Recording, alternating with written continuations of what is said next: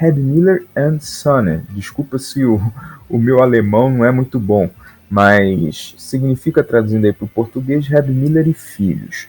Fundada em 1889, com a construção de carruagens no início do século passado, trabalhou com adaptações de automóveis das marcas Ford, Hanomag, Opel e Hansa Lloyd, principalmente na transformação de modelos conversíveis de 2 e 4 lugares. Ou seja, a Red Miller tinha um certo know-how para poder mexer com esse tipo de conversão.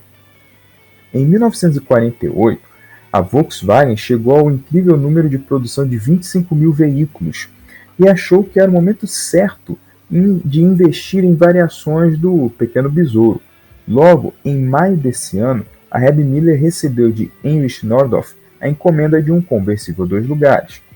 Os 3 primeiros protótipos, que são esses que vocês podem ver nessas imagens, apresentados ainda em dezembro daquele ano, tiveram problemas estruturais, que chegavam a impedir inclusive a regulagem das portas e até levar à quebra do para-brisa por causa da torção do conjunto. Para você que está me acompanhando aqui e gosta de carros conversíveis, um carro conversível, por não ter o teto, ele precisa de reforços estruturais, né? Então não é simplesmente você chegar e tirar o teto do carro. Você precisa incluir ali vários reforços para que o carro tenha uma carroceria mais rígida. Tanto é que é muito comum que carros conversíveis tenham o seu peso maior do que a versão fechada, né? Então não é simplesmente você pegar e cortar o teto. E a Red Miller estava, né, descobrindo a melhor forma de retirar o teto do Fusca. Então por isso que aconteceram esses problemas, que são problemas bem comuns quando você está fazendo um conversível pela primeira vez.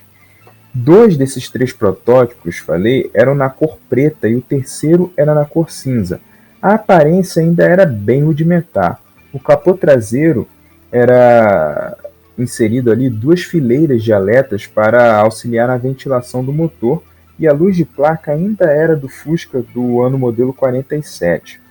A capota, quando fechada, formava um perfil traseiro muito baixo e até meio esquisito, como vocês podem ver na primeira foto. Ele ainda não estava totalmente com o seu desenho finalizado, né? E o quadro do para-brisa ainda não tinha o formato ideal.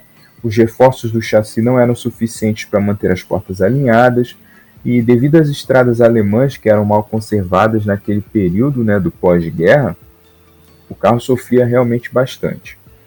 Mas em abril de 49, um novo protótipo rodou 10 mil quilômetros e conseguiu aprovação ainda em junho daquele ano, já com as devidas correções dos problemas apresentados pelos 3 primeiros protótipos.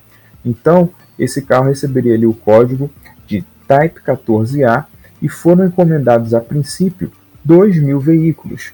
Esses modelos já possuíam um desenho definitivo pelo qual o Red Miller seria conhecido, e muito mais harmonioso, como vocês podem ver nesta imagem. Ele apresentava um novo formato de quadro de para-brisa, o caimento do teto agora era bem mais elegante, e em junho do mesmo ano ele chegava ao mercado. Como não havia banco traseiro, a capota de lona encobria as laterais traseiras até atrás da parte das janelas, como vocês podem ver na imagem. E um detalhe bem curioso era a tampa do motor, que era de produção artesanal e que lembrava bastante o capô dianteiro. E algumas pessoas brincavam na época dizendo que não sabiam se o carro estava indo ou voltando por causa disso, porque a frente era muito semelhante à traseira, o desenho do capô, né? E o Red Miller, inicialmente, ele poderia vir nas seguintes cores. Ele poderia vir em preto, em branco, em vermelho, ou nas clássicas pinturas em 2 tons, a preto e marfim, a preto e amarelo, preto e vermelho e marfim. Então essas são algumas das cores em que você poderia comprar um Fusca Red Miller na década de 40. Mas infelizmente uma grande tragédia estava para acontecer. Por volta das 14 horas do sábado, dia 23 de julho de 1949, iniciou-se um incêndio na área de pintura que avançou para a linha de produção, destruindo veículos e maquinários. Alguns até suspeitam que não seria um acidente, mas sim uma sabotagem.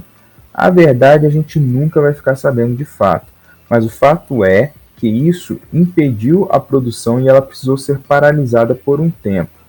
Só que, se a gente for parar para pensar de que houve um incêndio e depois de 4 semanas eles voltaram a produzir, eu acho até que foi um tempo bastante curto, né?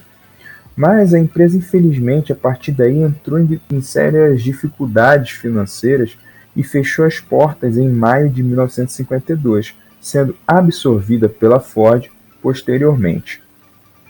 A Karmann acabou assumindo a produção com a transferência dos conversíveis Reb Miller para a sua empresa.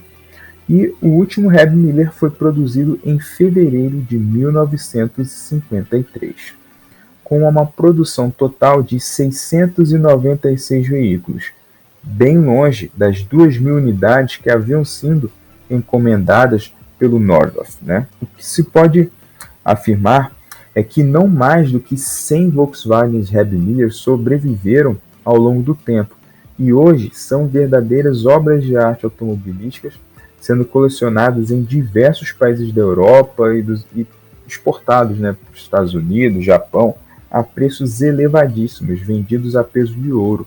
Esse, muito provavelmente, é o modelo de Fusca mais raro que existe no mundo e os mais valorizados.